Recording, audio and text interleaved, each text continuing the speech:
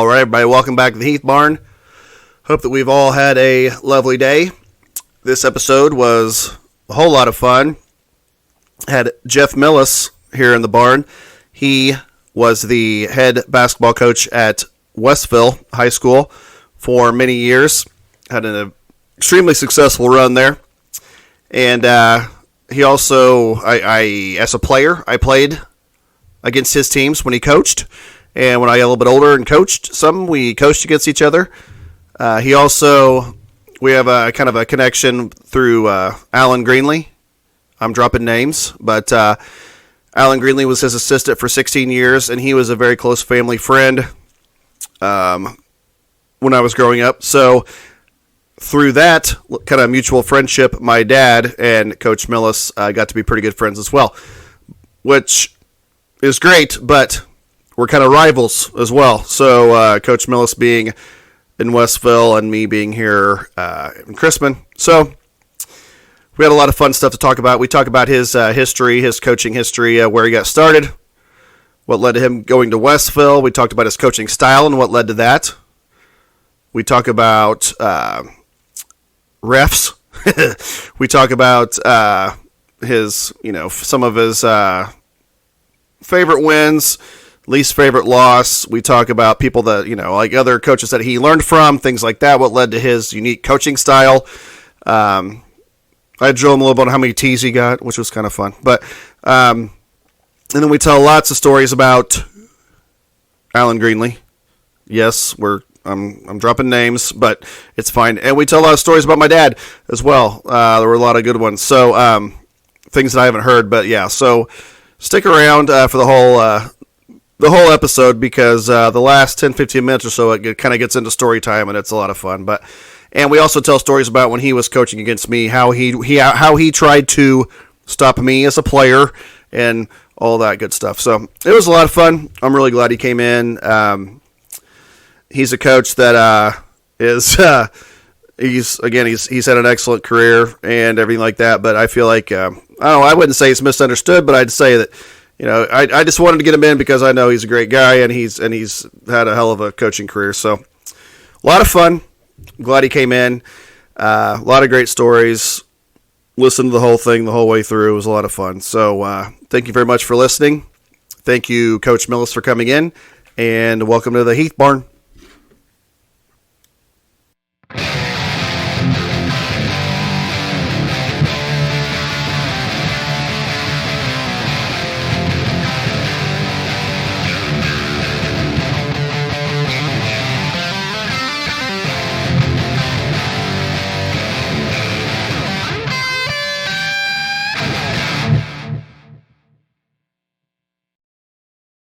All right, everybody, welcome back to the Heath Barn.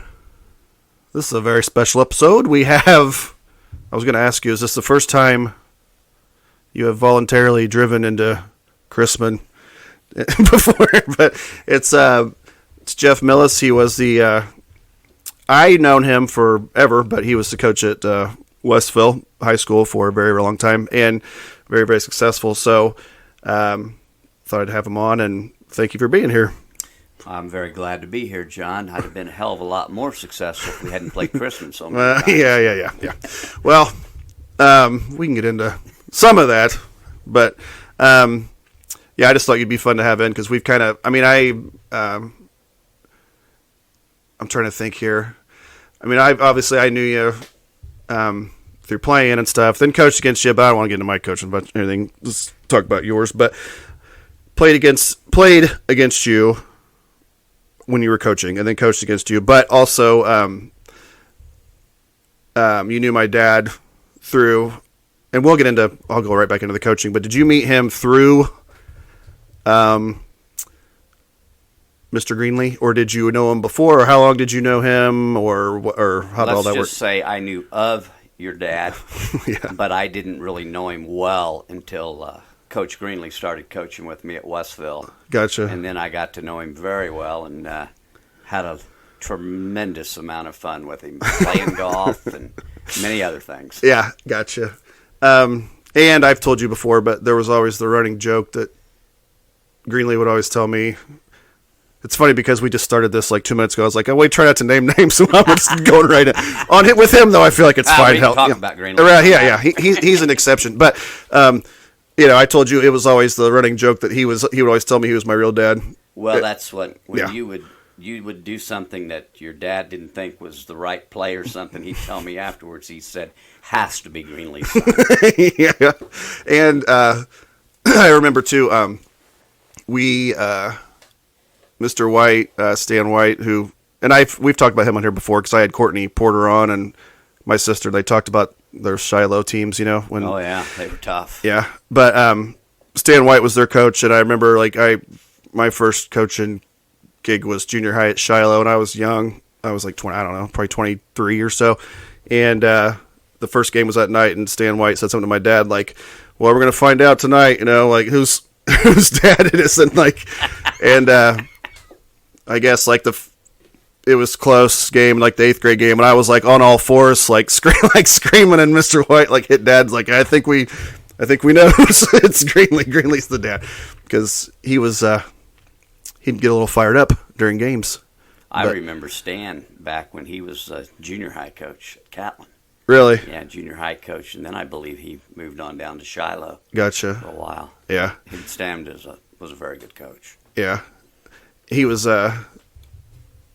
really nice too, because I remember being at Shiloh and Mom taught first grade, so I'd always be running around after school while she was grading papers, and I remember when I was little, he'd take me out to the track and time me running laps and stuff, and he was always just real nice, real good guy. But speaking of the track, if it's okay, if I jump in here, I've got to tell a story about the track. Yes, if that's okay, and I'm talking about the horse track now.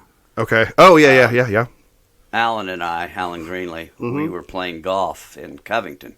Now, your dad was not with us this time, but Allen had a bag phone way, way back before cell phones. They had these old bag phones. Oh, yeah. He had one in that Trans Am that he used to run around in. Yeah.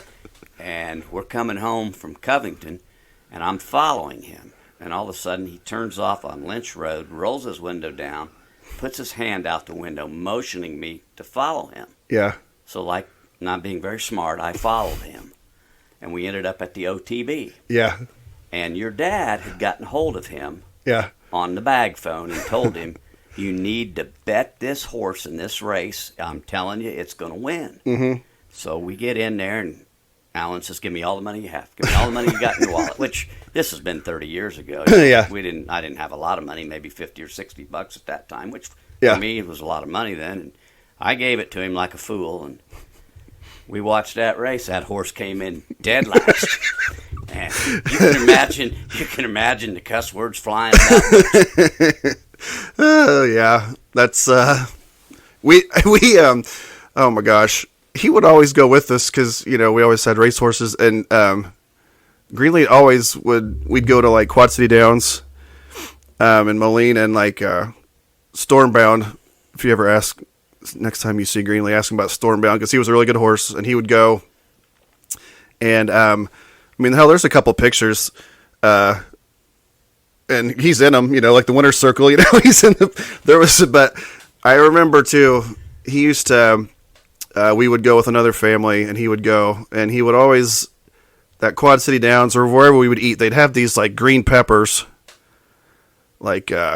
and he always told me they were hog. He always told me they were hog balls. No doubt. And I was 8 years, whatever. I was about the age of my son. You just met in there, but he's like, oh, eat those hog balls, And it was always and Dad always be like, shut up, But it was like that all the time. But I remember he hit one. You have to ask him. But Stormbound won a race one time at Quad City Downs, and Greenlee hit it and hit it good, won a nice little chunk. And I remember that being a big. Celebration and things, but yeah, he was always into the horse races and everything. Well, that day ended my day of betting on horses. Yeah, it was. I wish. Yeah, I miss that. I try to take Stevie the fair once a year to watch him, but man, I used to love going to the races and everything. But okay, I was going to ask you because I think I know some of this stuff, but a little bit about your history. Did you? Okay, so you. Where'd you grow up and where'd you graduate from school, high school, all that kind of stuff? You went to Potomac, I believe, right? I grew up in Potomac. Yeah. All all 12 years, and then I went back and actually coached there for 5 years. Yeah. Before I went to Westville, and we took Greenlee and I always like to laugh because we think we could be wrong on this, but when I was coaching at Potomac, Chrisman beat us so bad one night, and they beat Allen just a little worse than they did my team. Yeah. And he talks about how he was crying in the locker room after the game. And I said, well, I didn't cry, but yeah. we certainly got beat. And, we played Chrisman when I was in high school, and we never had any success against them. And kind of a funny little side note here. Obviously, Coach Beals' son, Jeff, was an outstanding player. Yeah. We're up at Potomac playing him one night. I'm... How age-wise, how... He was a junior when I was a senior. Gotcha, It was okay. 1978, and I was given the task to guard him. Yeah. Which was silly because I couldn't guard him. Yeah. If I got up on him, he went by me, and if I got off of him, he stopped and shot. Mm-hmm. Of course, the coach is all over my butt, and I'm thinking to myself, we need to do something different. Yeah. I can't guard him. Yeah. And he stole the ball from me late in the game up at Potomac, and being an idiot in high school and already frustrated and mad, I fouled him very hard going for the layup, and it was not a good clean foul. It was right. wrong on my part, and Coach Beals jumped off that bench and started, number four. Oh, my. He was not happy, and I don't blame him. I would not have been happy either. And what becomes funnier about this is I graduate from college 4 years later, and I get the job at Potomac High School. Mm-hmm. And at the beginning of every school year, the East Central Conference would have a dinner outing, golf outing, dinner where you'd sit down and eat. And it's at the Elks Club in Danville, which is now Turtle Run. Yeah. And I'll never forget it as long as I live. I sit down to eat dinner, and Roger sits right down next to me. Yeah. And I was a little scared, to be honest with you. Yeah. But, well, it's funny when you look at those, how much things have changed over the years, too, because you had Potomac, you had Armstrong, you had all these, you had Ridge Farm, you had, there's not one of them that's not co-op with somebody else, except, right. I mean, Crispin hasn't gone with anybody, but I mean, Westville never co-opted. Yeah, Westville didn't either, but when you look at some of the teams they were playing back then, it was just a way different time, but I remember, I had Vince Porter on a couple weeks ago, and this is kind of, Dad and Roger ran around when they were young and stuff, and Roger was at Young America, which is basically Shiloh. Right. And, and Dad kind of... I believe it was Metcalf and Hume. Right, yeah. Dad kind of got him... I mean, he didn't get him over here, but was kind of, I don't know, whatever it was. Vince said something about, well, your dad kind of helped get Roger over here, blah, blah. When I don't know how much of that is true or whatever, but I know that they ran around a lot when they were younger and everything. But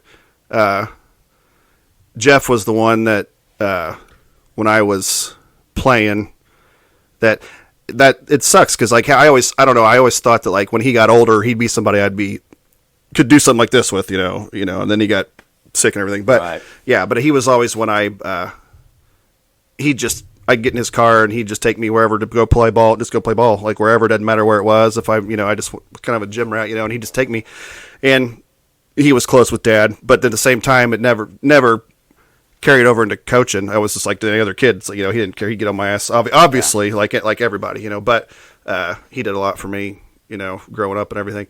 I said the same thing a couple pods ago to Vince. I was like, in junior high, we weren't very good, and it was like, he just said something that stuck with me. Like, it's simple, but it was like, you got to put time in on your own. You can't just come to practice during basketball season and expect to be worth it. You got to like practice on your own, and that really like kind of hit me, and then I was then I just wanted to shoot every day and everything like that. But it's like, sometimes coaches say things that kind of stick in your brain, so Jeff was he meant a lot to me playing and stuff like that growing up. But okay, now with you coaching at Potomac for 5 years. Okay, I'm trying to think if I want to say this. Your style, was it always going to? Who was there anybody growing up that you kind of looked at as a coach and wanted to kind of emulate them, or was there anything? Or did that come from, like you were talking about your dad, like inside stuff like that, like as far as discipline, tough, hard-nosed, made a man, all that good stuff? Was it always going to be like that? Was that something you picked up on later, or was it just like... Yeah, it kind of came later. At Potomac, I'm 22 years old. Yeah. And I'm kind of thrown just into trying the to head figure coaching out, job because, quite frankly, nobody wanted it. The interesting story on that was the job actually came open a day after school had even started. And there were two of us that had interviewed for the job, a gentleman by the name of John Harshbarger, who ended up coaching some basketball at BMint, and he played Double-A baseball in the Cardinals organization. John was a very good baseball player in the EI League, and so he had interviewed for the same job I'd interviewed for.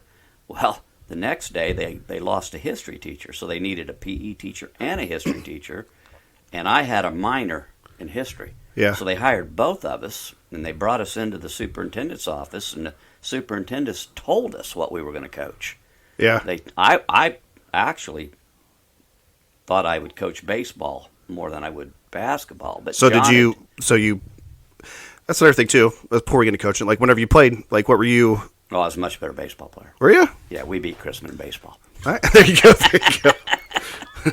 So what'd you play? Did you play? I played second base. I was gonna say I'm visualizing an infielder. Yeah, second base for my first 3 years and shortstop my senior year. Yeah, gotcha. So but basketball though, what kind of I should have started here. What kind of ball player were you when you played? Not very good. But good enough defense, to play. I'm assuming. Nah, not very good. not a very good basketball player, to be honest with you. Just really did what I was supposed to do. Did you ever? Did you felt like I knew what was supposed to be done? Right. Yeah. But wasn't very good at doing it. Yeah, we're limited with our lot of things. Yeah. But did you ever coach baseball though? I did. I coached all 5 years. Excuse me. What I was going to say, the superintendent. Oh yes, sir. He basically told Harshbarger, since he'd played baseball, he would be the baseball and the cross country coach, and I would be the track coach in the spring and the basketball coach in the winter. So I kind of got thrown into that job, and it was kind of learning on the go. But then they had some rifts the next year, and John's position got rifted. And I ended up coaching all the sports. We would literally practice cross country in the mornings. Yeah. Then we would play fall baseball after school. Yeah. And we just made sure we scheduled things so they didn't conflict. Then I coached the basketball, all the basketball, the JV and the varsity. I had no assistants. Mm-hmm. Right. And that was common then, not to have an assistant. Yeah. You just did it all. Mm-hmm. And then I did track and baseball in the spring. And I made like $300 for each sport, and I think they gave me like $900 for basketball. Right? Man, you just love doing it, right? Yeah. But it wasn't fair, probably for those basketball kids that I had, because I didn't know. Well, at least I think I know a little bit more now as I got older than I did. But well, how did? So when you're coming into it, back then, how are you? Are you just going and? Who did you? Was there any coaches around here that you went to for? Well, I wanted to be a basketball coach too. Right. I felt like I was probably more solid about baseball at that time than it would have been basketball. But I was very good about trying to find people that had been successful. Yeah. And watching what they did. Yeah. Roger Beals obviously being one of them. John Spezia helped me tremendously. Yeah. I paid attention to Gene Gorley, what he did at Dan. I would go to other people. Randy Walken at St. Joe. He was at Armstrong and then St. Joe. So I tried to find people that had been successful, pick their brains, But some people were more helpful than others. Some people, they didn't want to help you. Right. And I understood that. They didn't want to give away what they were doing. But you could watch enough and pick up. Yeah. That's another thing, too, like... this whole this is off the subject a little bit, but like the whole thing with Harbaugh right now in Michigan and all that, it's like all they're doing is going and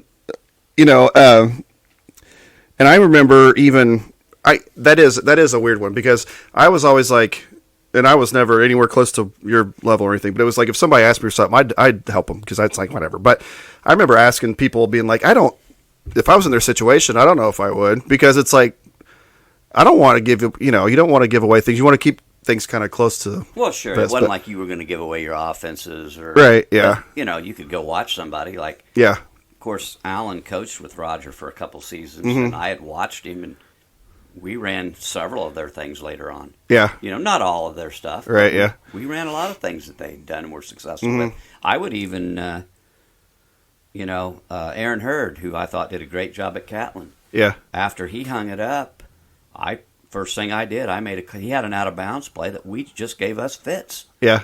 And I went to Aaron and I said, a lot of people think they can just look at something and say, okay, let's do that. Yeah, there's little nuances. Little things that make things work. Mm-hmm. First thing I did, I went to Aaron and said, hey, I want to see what you're doing and how you're running this thing.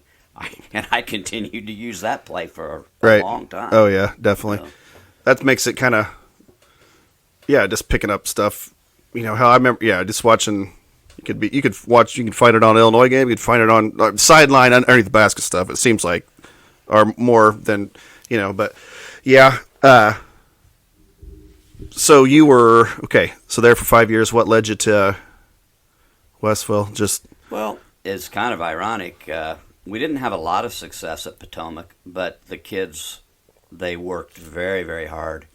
Was it always going to be, that's another thing I was going to say. Was it always going to be that style that you kind of got known for, I guess? Or is that just what you're comfortable with, and that's what we're going to do? At Potomac, we did a lot of different things. We played a lot of zone defenses. We ran a lot of different things. And I actually, my first year at Westville, we the same thing. And then I got introduced. John Spezia introduced me to Dick Bennett. Yeah. Who coached at Wisconsin Stevens Point, and I picked up a video on how he taught defense. Yes, I called you about that, remember? Yeah. And then I bought it, and it didn't. Maybe sometime before I'm dead, it'll come in handy for me. But right now, what's interesting about that, it's great. What's interesting about that is, and I have several friends that have tried to implement that, and they have not had success doing it. Yeah, because, quite frankly, it takes a buy-in and a work ethic mm-hmm. from your kids to decide if you want to really sell in and do that. And our kids, they bought into it. Yeah. They worked hard. So we kind of became known as a pretty good man-to-man defensive team. But what I think people forget and they don't understand, we're often thought of as we slowed everything down.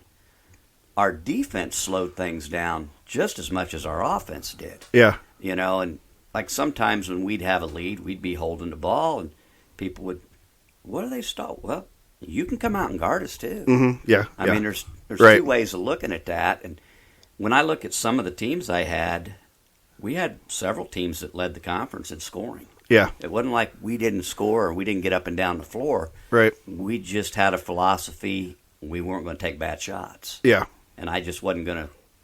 That probably would drive me nuttier than anything, was taking what I considered a bad shot. Right. Could I have played for you? That's the question. Well, and that's another thing. We had a. I'm just kidding, but yeah. No, I'm just throwing out, and I don't want to leave anybody out, but every now and then we'd have a kid that could shoot from the volleyball line. I had a kid named Josh Howard. He could shoot from the volleyball line. And he did. Yeah. And somebody said, I can't believe you let him shoot like that. I said, well, he can make them. Right. That's why he can. Yeah. We had other kids. They're going to shoot a layup and only a layup, right, because that was the only shot they were good at making. Yes. So. But don't you think, though, that back in the day, it was easier to get kids to buy into their roles, and because, and I don't know, hell, it might be YouTube. People see. I mean, I don't know what it is, but just buying into your role, you're all one piece of a puzzle here, and one part's not more important than the other. But if you don't, but it's if you can get a team that will, everybody does, that, that's a special, that doesn't happen every year. So it's if you find one like that, you gotta just appreciate it and push them as far as you can, because there's a lot of teams that you don't get that kind of stuff. You get one. and you can make them, and they can go away too. You know, like if you're in charge of stuff, you can tell them they're not, you know, part of the team or anything. But at the same time, I just felt like you always had kids just bought in and just busted their butt and knew what their role was and things like that. Well, and that's not easy to do. That's not easy, but we were very fortunate for the most part to get kids to buy in. I would always start off the year, and I would sit the kids down on the baseline, and I would just ask them. I say, okay, who's the best 3-point shooter on this team? Tell me who the best 3-point shooter is. And 99 out of 100 times, the kids they knew who the best 3-point shooter was. Yeah. I'd say, well, if you guys all think he's the best 3-point shooter, then doesn't it make sense that he's going to get the most 3-point shots? Then I'd say, who's the best defender on the team? They knew who it was. Right, that person's probably going to, and who's the best, you kind of let them have some ownership into who can do what. Or you'd say, all right, who do you guys want shooting the free throw at the end of the game if it's tied with 2 seconds to go? Right. Oh, yeah, so yeah. You kind of, and now sometimes you had to just flat out define the roles. And if they weren't willing to play that role, then they didn't play. There you go. Yeah. So. Yeah. So, but do you think it was that Dick Bennett video that kind of got you to that, like really put you over the top? Like this is the style I want to adapt to, or I want to. I'll tell a funny story on that. We put the Dick Bennett defense in 1988. Yeah. 88, 89. Okay, now real quick, what was Coach Beals just doing the same? I mean, it was always man to man. Obviously, right? Coach Beals here. It was no, Coach did a lot of different things. Right. Yeah. But Coach he had good 1-3-1 zones. Yes, Yeah, he did a lot of things. Greenlee, real quick before you go back to you, he gave me, when I first started, I told you that first year at Shiloh, Greenlee just gave me this binder about this thick, Coach Beals stuff. The whole thing. Just gave me the whole thing. Yeah. But yeah, so they're all kinds of defense and stuff like that. But when so back to 88, you were with that video. Yeah, we had literally, and I know people probably aren't going to believe this, but we put that defense in, and we would start practice. At that time, we didn't get out of school as early as we did later, but we'd get out of school about 3:10. We'd be practicing by 3:20. Yeah. And there were many nights we didn't leave until 7:20. I mean, we were there. We broke that down frame by frame and worked on it. And we had some strong athletic kids that were really able to get into people and play that. And we opened up. I don't know if we opened up with them, or I think we played Chrisman because we played in that little South Central Classic tournament, which for 4 years it was Westville, Catlin, Chrisman, and Georgetown. Yeah. And it rotated. So I know it lasted 4 years before it broke up. And I'm young, and we handled Chrisman pretty good with it, and they really struggled against that defense. Yeah. And I'm kind of, patting myself on the back, thinking, boy, look what I've done. Uh-huh. Well, the next time we played them, Roger was ready for it, and they beat us pretty good. So I found out real quick. I got humbled. Yeah. Very quickly. Yeah. But what do you think it is? What's your philosophy as far as do you want to just like take one style and just bust their ass on it to where it's like, we're going to just perfect this, or just, or do you look at your opponent and be like, okay, this may work with, because obviously I agree. I feel like if my team, like, you adjust to us, if you have a good team and you have something that you are so good at and perfect it, then it's like, you guys adjust to us. We're not adjusting to you. Don't you agree with that? Don't you? Well, I was that way for quite a while. As far as we were going to play man to man, and we had to sell the kids on it. And if you weren't willing to sell your kids on that, if they knew, all right, if they didn't work hard and people kept going by them, that, well, the coach is just going to move you to a zone now. Well, so early in the year, right, we would never play a zone. I don't care who we were playing early in the season. Yeah, because you're bailing them out. Right. And I wasn't going to bail them out early in the year. I'd even take a loss before I'd bail them out early in the year. But as time went on, like, for example, we might find a kid on the other team that we didn't think could shoot and couldn't beat us, so we just wouldn't guard that player. Right. And we'd stick that guy right in the paint. Yeah. And then it's just you can double the post and do whatever you do. Yeah. It depended on our talent level. Right. Yeah. Now, one thing. Let's see here. What do I got? whenever you were, okay, let's see here. Your style, in a game, your style. Like, passionate? Is that what you would say?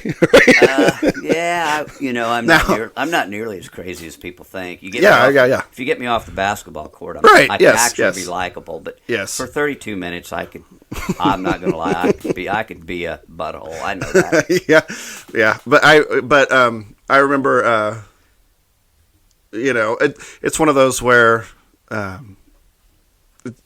okay, you know how there's certain players that I would love to play with them, but you hate playing against them. Sure. I feel like that's kind of you with your coaching style and things like that. But at the same time, with let's see here, I think I want to say this, officials. What are your thoughts on officials? For the most part, they're pretty good, right? And we were very, very lucky in our area, to have some of the very best officials you could have. And that didn't mean during 32 minutes. I mean, 90% of the time when I'd get upset and get on an official, probably when I went home and re-looked at it, the official would be right. Yeah. Not all the time, right? But a lot of the time they would be. Probably if I look back on it, that's one thing, especially when I was younger. When I was younger, I worried too much about officiating. Yeah. Versus just coaching my team. As I got older, it became. I agree. I got a lot smarter on that. Yeah. Not smart enough, but I got a little smarter. There was. Yeah. I think about just being in my 20s, and just yelling and stuff like that, and just you get older, it's like, just calm down. But how much did you ever have anything that was? Did you ever get lit up on or get teed up on purpose, like premeditated? Occasionally. Yeah. Not as much. You had to be careful with that. Early on, a technical only cost you one shot. Oh, really? And it didn't even cost you possession of the ball. It was, But then later on, it became a two-shot. Two in the ball, and you'd lose possession of the ball. Yeah. Plus, it became a team foul. Yeah. On your team. I always used to tell the officials, I said, the IHSA's bailing you all out. Joking with them. Yeah. But, and it used to take 3 technical fouls to get thrown out of a game. Right. And then it got down to where it only took 2. Yeah. So that's another thing too, though. If something like that would happen, it wasn't that big a deal. You know what I mean? Like back in the day, it's like, you get teed up, you get kicked, even you get kicked out. You think, Well, I knew coaches that got kicked out on purpose. Yeah. I know Kevin Long up at Sisson Park. We're playing in the Hoopston tournament, and without using any names, we've got him beat, and he knows it. Yeah. If he's yelling at the official, and there's about 3 minutes left in the game, and the official went over and said, "Kevin, you need to calm down. I've got you tomorrow in tomorrow's game." Kevin said a few things to him, and and the official kicked him out. And Kevin looked up at him and said, "Well, you don't have me now, do you?" There you go. Yeah, I know. It's just like Hoosiers in that movie. It's like he gets kicked out on purpose that time. Back then things were different, but things were very much different in the 70s, 80s, and early 90s. Yeah. When did you see? I'm trying to think. You did it a long time. Did you ever when did you see things start to kind of shift? Did you? When was your last year at Westville? I retired from teaching in 2015, and I coached 2 more years. So I retired from coaching in 2017. Yeah. So you didn't. You were the COVID and all that stuff. That just. No, I didn't have to fight that. Jesus Christ! Thank God. I'm glad I didn't fight that. I don't know how I would have taught. I'm not that tech savvy. It was but it's also like I think that hurt a lot of things too with kids because it's like oh, you mean if I'm within 6 feet of this kid I can go home for 5 days? Like, okay, it was just it was different, that's for sure. Yeah. I know, talking to my former principal, he said after the kids came back they had to relearn what discipline was. They had to relearn how to behave in a setting with other people around, and it definitely was difficult for I think it's still kind of. It probably is. Yeah. But do you have a do you got a favorite story or anything, or from coaching, or I could just say like a favorite win, like a win that really sticks out that you're really, really proud of? Oh boy, isn't that something? I'm not sure I can come up with. There were so many good wins that we had. I can tell you, I can come up with a really story where we had a really bad loss. That was that was going to be my next question. Yeah, I was going to start positive, but let me start with that one. And it happened right down here in Chrisman. Yeah. We're playing them, and Roger had called me that morning and said that one of the officials was sick and couldn't come, and we needed to keep one of the JV officials to do the varsity game. Yeah. And this is when Allen's helping Roger coach. Yeah. So it was, I don't know, late 80s, early 90s. Can't remember exactly. So and in fairness to Roger, he gave me the choice. He said, which one do you think we should keep? And I said, well, I don't really want to keep either one of them. Yeah. But he said, well, I don't either. But so we decided on one. And the other official was a very good official. But that's back when they used two officials. Mm-hmm. The game goes into triple overtime. Yeah. And the only reason it goes into triple overtime is, I'm going to see if I can get this right. We are tied with them. And I had told my team, there's like 12, 13 seconds to go, and I had said something about if we score, I want you to dribble the ball across the half-court line, call timeout. I can't get it out. Bottom line was what had happened, the Chrisman was coming up the floor. No, that's what I said. If they score, dribble the ball hard across the half-court line, call timeout. We'll set up our favorite play that we'd had to, Well, one of my kids stole the ball from the Chrisman point guard, and he's going to win the game with a layup. He's going to win it. Yeah. And one of my kids called timeout. He said, well, he dribbled the ball across the half-court line. Okay. So it was just one of those things. Yeah. And we ended up getting beaten triple overtime. So that was a tough one to take. Yeah. And I might also add, yeah. both Allen and Roger in that game were on their hands and knees praying to the one official. And I gave them both hell about that. They won't admit it, but they were. Yeah. Well, Greenlee's the same. Oh, my gosh. He's So, okay, what year did he start helping you? Because he was... Let's see. He came to... He left... he went from Shiloh to Chrisman for 2 seasons. Yeah. And because all the Shiloh stuff, that's when I was... Yeah. Because we moved here when I was going into 6th grade. And you were talking about, when we were in the house talking, you were talking about, like, this house, like, all this doesn't represent... Like, the house we were in before we moved here, it was like... My oldest sister's room was about the size of this, like, table to that, and I had bunk beds with my brother who couldn't stand it. It was just like, so living in a farmhouse outside of Metcalf, but that's when all those, I have a lot of good memories, like in elementary school and everything, and Greenlee's just all over those, man, like little league coaching and all kinds of stuff. But he was one of those, like, anything to get you a leg up, or any, and just like I was kind of talking about with you, like, loved being on his side, hated him if you were against him, but loved him when he was on your side, So yeah, he would. You guys were two peas in a pod. He was an excellent assistant for me. Yeah. When he came over, like I said, he left Chrisman and he went to Catlin, and he ended up coming to help me in 1995. Yeah. And then he was with me he was with me for 16 seasons. Yeah. And there's an example where you take from a lot of different people. For example, I took a lot of my offense and defensive philosophies from Dick Bennett and Coach Spezia.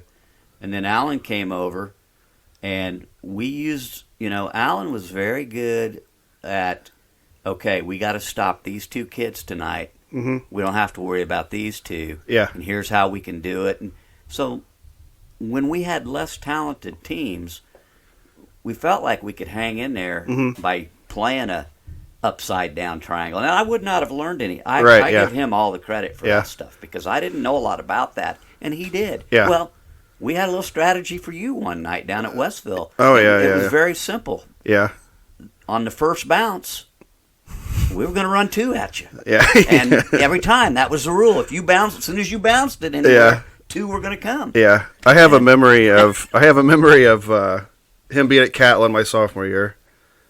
And that first game, now, when I was a sophomore, I'm 15 years old, so, sure. but I could shoot. Absolutely. But my off the dribble wasn't there yet, like it was when I was older. But I remember hitting like 5 out of 5 from 3 against him, but then the next against you guys, I mean, I didn't do anything because you guys just first put the clamps on me, We put a kid on you and said, "Don't ever leave." Yeah. And Allen had written on the chalkboard in our dressing room that night, "John Heath, no threes." So then you'd let him up.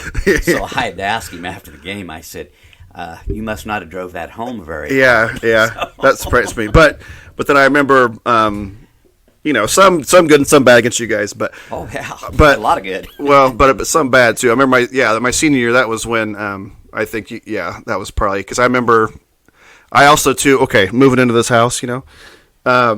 This is funny. I hadn't thought about this, but my mom never got rid of anything. So like we moved in, and all the clippings and all the whatever. So I found one from when we played you guys when I was a senior, and I didn't play. I don't know. I got like 24 a game that year, but I was like 14 or 15, and you guys beat us and beat the hell out of me, and it was the only game. And Dad still says it's because of that ref. Hang on. Oh yeah. Okay. Hang on. So anyway, I'm like, Dad's like, that was my fault. He's like, that ass, because okay. Rest in peace. But is it like Doring, possibly, or something like that? Anyway, yeah. There's one game I fouled out of in high school, and I got 1 T in high school, and it was both in that same game. And anyways, Dad, which I don't believe all that, but he didn't like it from softball and all this stuff, whatever, blah blah. So, and I remember in the game after, like I played bad. Chandler was. Sorry, I shouldn't be saying names, but he was mad. Just bad game, horrible game. And then the clipping the next day. You had your guys just beat the hell out of me for 32 minutes. Everything the next day in the paper, it says like, well, if he's not the best player in the area, he's certainly one of the top ones. And, we're just so glad. I'm just like, you're so full of shit. You just beat the hell out of me for 32 minutes. And you're just talking me up in the paper the next day. I'm like, whatever, that's fine. But yeah, Dad always said that. I'm like, I don't think it mattered. I mean,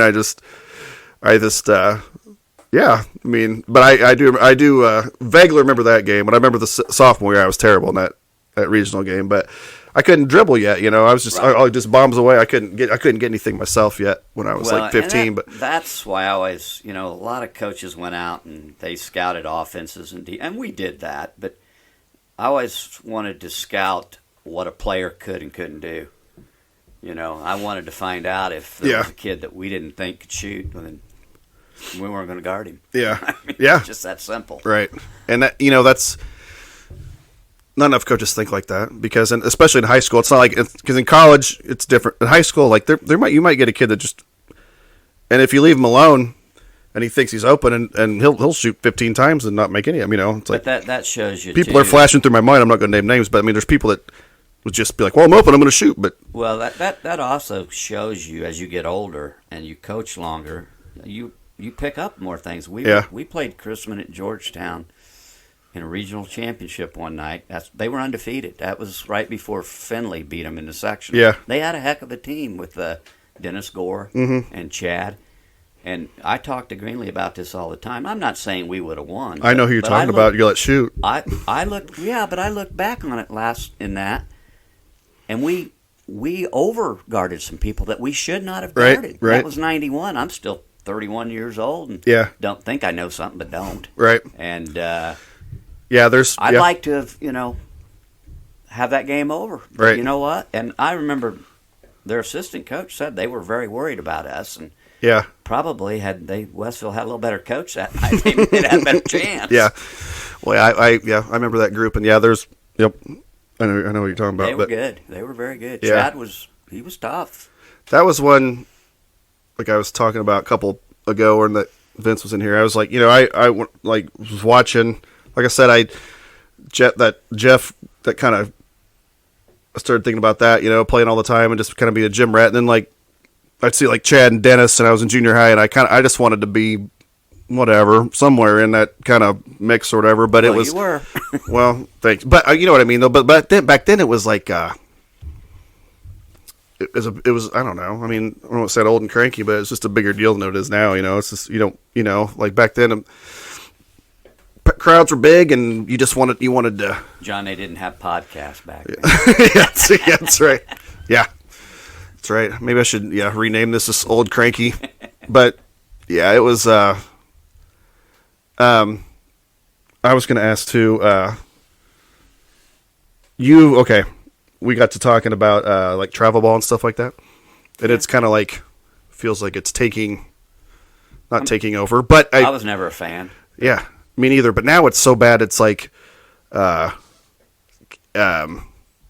a lot of kids that do it, and it almost like trumps like your school sport, which is like, yeah.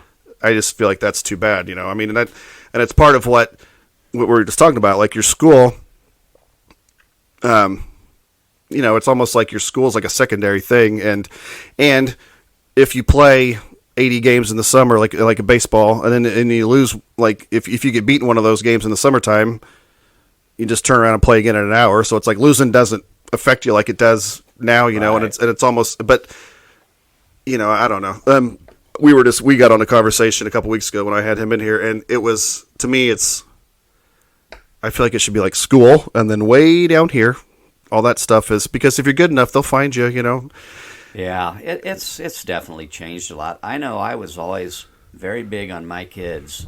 When I first got to Westville, the first year I couldn't hardly get anybody in the gym in the summertime, and I'm a big baseball fan, so I got to thinking, I want my kids to play. I want them to play baseball. Right. That's what they want to do. They love it. They should. Right. And other things. Do other football things in the too. summer. You got to deal with football too. Like sure. Up here we didn't, or down here we didn't have that. Well, I was very, very fortunate.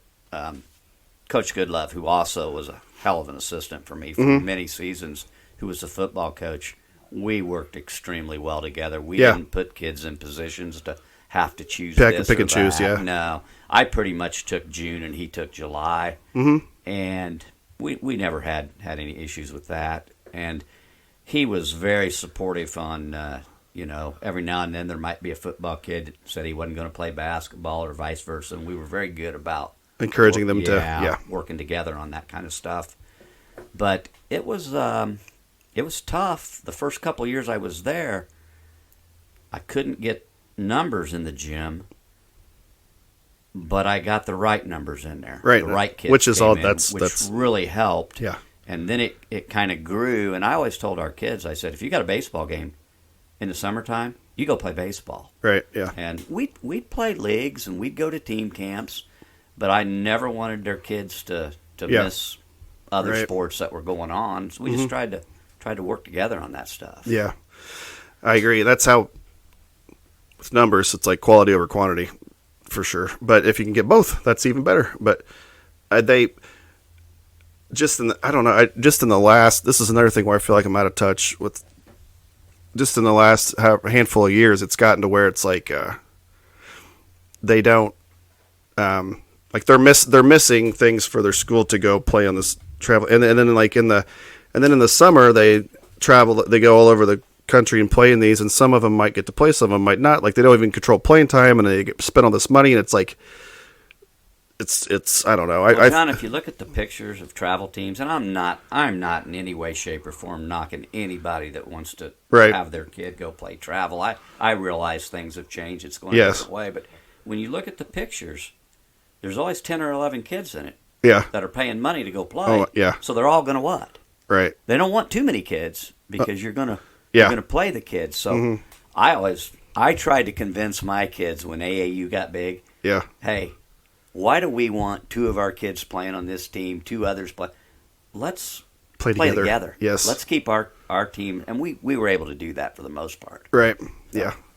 These are just, he's 7, but still, like, down the line, it's like decisions, whatever. And I don't know how these parents do it because, I mean, they obviously aren't teachers making the kind of money because you're talking about going weekends and food and staying in motels and and then it turns into like not cliquey, but it's like, what if there's a kid who plays his ass off all the time and is doing a great job, but they don't have the means to go do all that stuff. It's like, Well, you know what? We always took our kids to team camps. Yeah, absolutely. And you know what?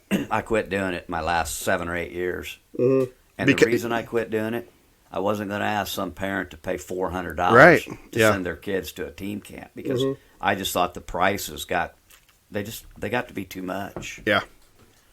And like I said, if it, basketball's a sport where if you got a hoop and you got a ball, You can play. Yeah, and You don't even have to have a hoop, just a ball. You can work on your ball handling. Yeah, exactly. But it's like, if like I said, if you're good enough, they'll find you. You don't need to worry about all that stuff. So yeah, we'll see. But let's see what else I put down here. Did you ever give me a favorite win? Oh, I'm trying to. And I was also going to see if you could ballpark how many tees. Just ballpark it. Oh, 33 years of coaching.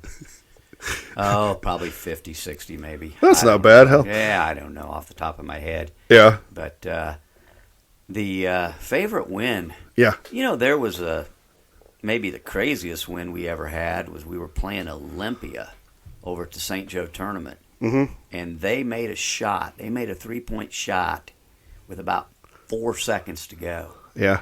And which tied the game. Mm-hmm. And I had a kid by the name of Dalton Hillegas. He grabbed the ball, took it out of bounds, and threw it like a quarterback to a kid named Jeffrey Thompson, who was just running like a football pass. Uh-huh. And he hit him straight on, and the Thompson kid never dribbled, went up, and put the ball in right before the buzzer. Nice. That was kind of a funny buzzer beaters. Sure yeah. Right. A favorite win. Yeah. But it was certainly games like that are fun. One I remember. Yeah. I remember another one where we'd actually tied the game against Oakwood. We ran a beautiful play to hit a 3-point shot and tie the game at Oakwood. And the gym at Oakwood's not very. The pit. Yeah. Mm-hmm. They inbounded the ball, and I mean there was like 2 seconds left. They inbounded the ball, and the kid was right on the baseline. I mean it was a full court. Yeah. He just took the ball and flung it one-handed and went right to the basket. There you go. Just kind of shake your head and go, okay. Yeah. Go to the locker room. Just go. Yeah. They, let's see here. What was I going to, was there when you look back on it, like a player you coached against, is there anybody that sticks out like the best player you coached against over all the years or anything? Well, we played against Danville High School in 90. Let's see, that would have been, I believe, I might have the years off 1 or 2, but I believe it was 92, 93. So you're getting into Keon Clark stuff we there? Played against Keon. Yeah. I mean, there wasn't, and what was funny about that, we played Danville High School twice that summer. Mm-hmm. And we beat them both times in the summer. And Keon wasn't getting up and down the floor real good in the summertime. Yes. And I told our players, I said, now you got to understand something. I said, this isn't the summertime. I said, you can't, Keon's going to be there. Yeah. And you're going to have to pull up short. Yeah. Well, we didn't pull up short enough. Yeah. So. Yeah. I remember at the Topper Classic there, we played Manual a couple of years there, and Jesus Christ, I had Sergio McLean guard me. I'm like, good Lord. But I remember going, I should have pump faked on a 3, and Marcus Griffin came out and sent it, 10 or 12 rows behind me. So then it was still our ball. And so the ref was standing right in front of us, getting ready to call the player. He was back farther, but I had range with him. So I used the ref as a screen.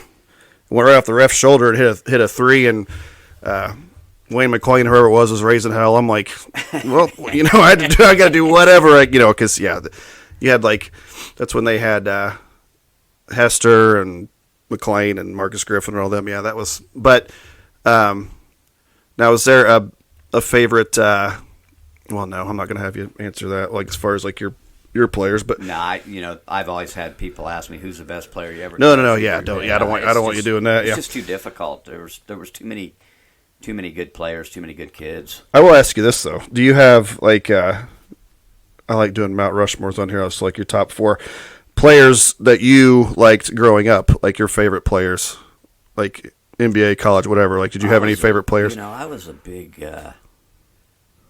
big fan of Illinois basketball when I was growing up. I remember watching Rick Howitt, who was a good little guard that played at Illinois. I really liked him. And I went to every game in college at Illinois State. Yeah. And they had a kid from Covington named Dale White. Yeah. Who was my age. And Dale White was just a good, hard-nosed right. basketball player. I enjoyed watching him play. But, you know, growing up, you only got 2 channels. So right, exactly. There wasn't a lot of basketball that you could watch. Yeah. It was always like in the 80s, it was either like Lakers and Celtics on CBS every day, and that's about the only thing you could watch. Yeah. Did you ever coach against Cardinal at Unity? Or? Oh, he played.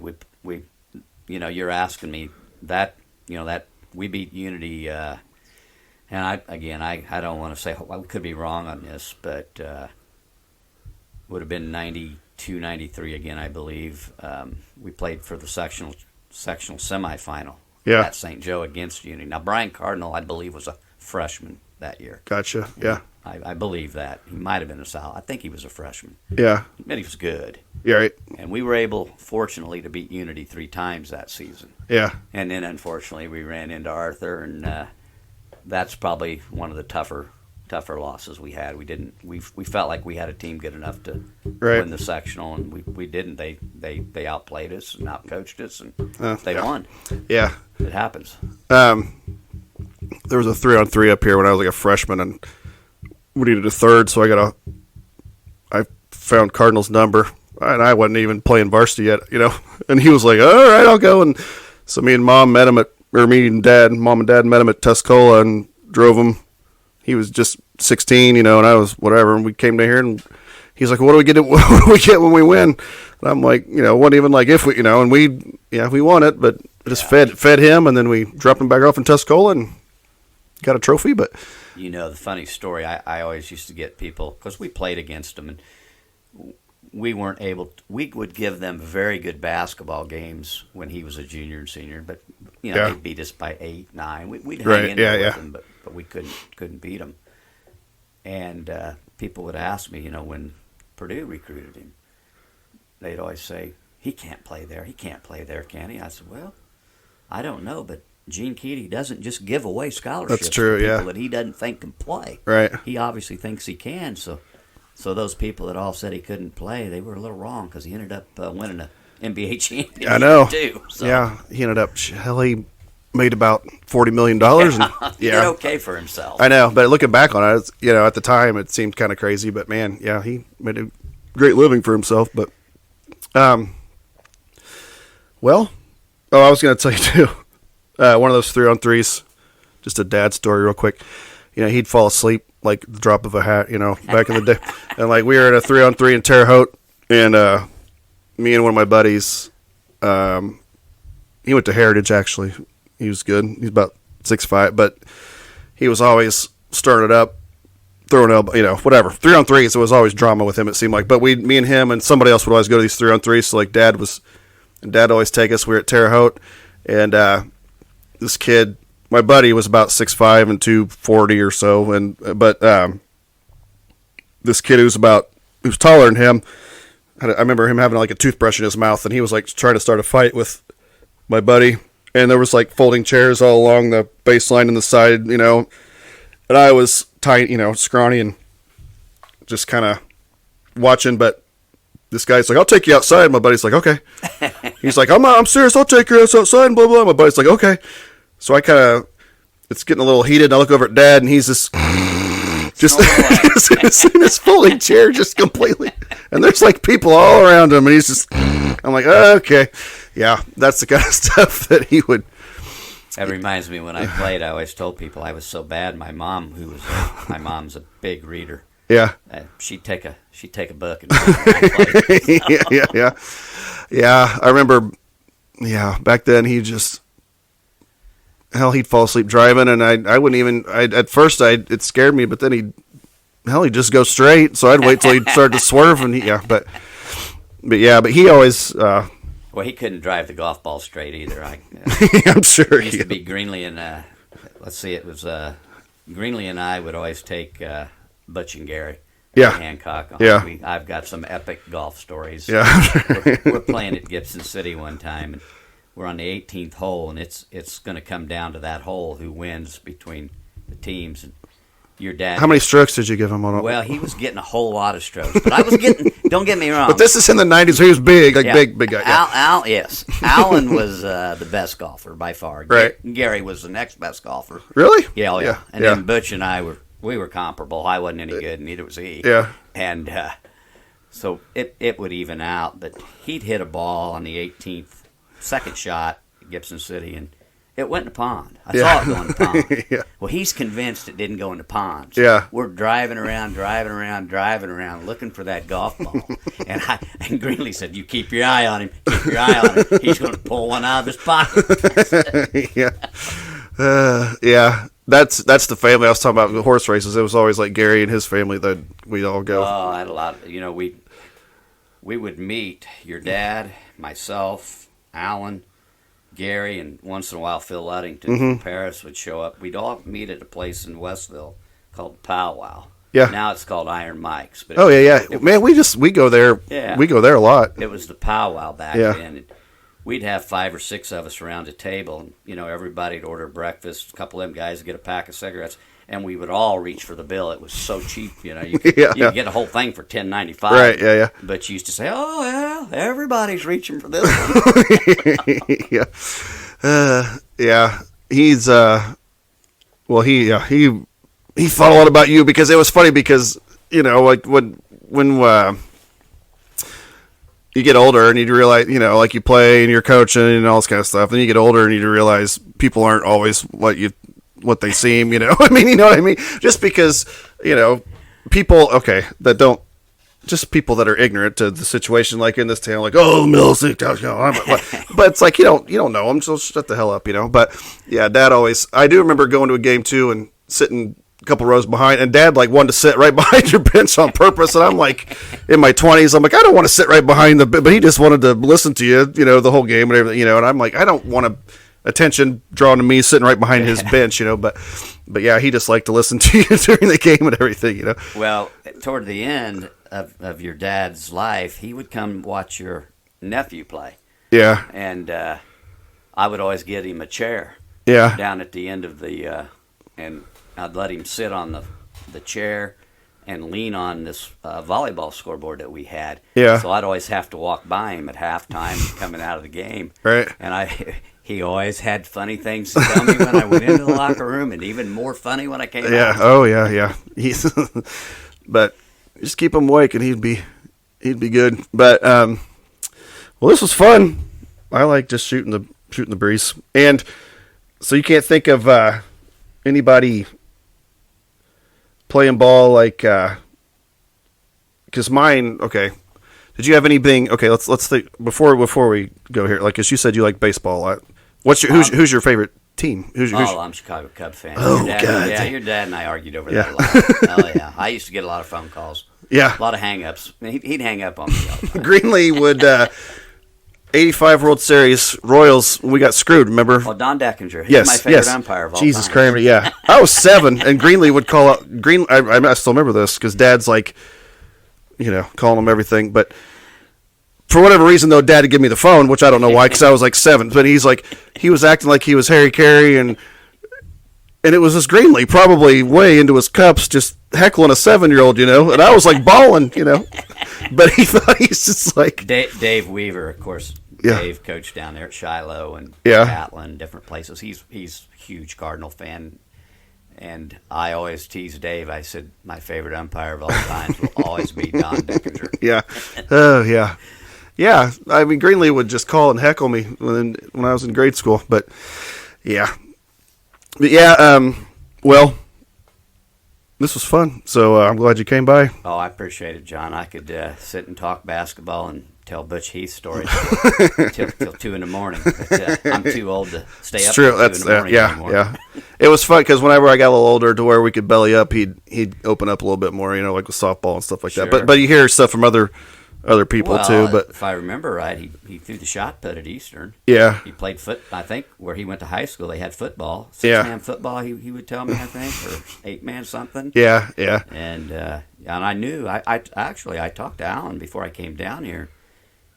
I'd known this a little bit, but he said that your dad was a very, very good fast pitch softball pitcher. Yeah. That's I didn't see him play that. There was I heard a lot of stories about that. He had a little Bob Gibson thing too, where he'd just drop you, like. Because there's a story real quick before we go, but I told this a couple episodes ago when I was talking to Vince, but Lyle Lohman was playing like third base, I think, and Dad had a perfect game going, and it was like the 7th, and this guy came up, and Dad struck him out, and the guy like mouthed off going back to the dugout. So the guy came up with 2 outs in the 9th. The first pitch just poof, just drops him. And Lyle came over. He's like, "What are you doing? You had a perfect game." And Dad's like, "I don't give a fuck, whatever." And so he's like, "So I struck the next guy out and got a no hitter." But he's like, he's just kind of. There was and this guy told a story. Vince's dad told a story about how, he like if somebody was trying to time him in the on deck circle, he'd always yell at him, and he'd throw one in their direction. When he was doing his warm ups, if somebody was trying to time him, he'd sling one over there by him, just to wake him up a little bit, too, just little stuff like that. But those were different days. Yeah, oh yeah, definitely. Yes, you can't. That's the other thing, man. With Stevie watching all these guys now watch baseball, these videos. Some of them pimping their home runs, doing all that nonsense. I'm just like, God. It's okay, I think, to celebrate a little bit. Maybe, yeah. But every time you come in the dugout, you got to wear a hat. You got to wear a chain. Oh, jeez, I know. It's gotten a little bit ridiculous. Yes, I know. And so I'm going to be battling that. But he's very shy. And so when he does stuff, he likes to pretend he's doing all this cocky stuff in the living room when he's pretending playing and everything. But I don't think he'll ever do it out in public. He better not. But yeah, John, you got a long way to go. I know. All right. Well, speaking of him, whenever we first started these, he was like, I told him I wanted a sign-off line. So he gave me one. I was like, what should it be? And he just said it should be like, that's that. So that's what we're going to do. So thank you, Jeff Millis, for coming in. Oh, thank you. I appreciate it. All right. And that's that.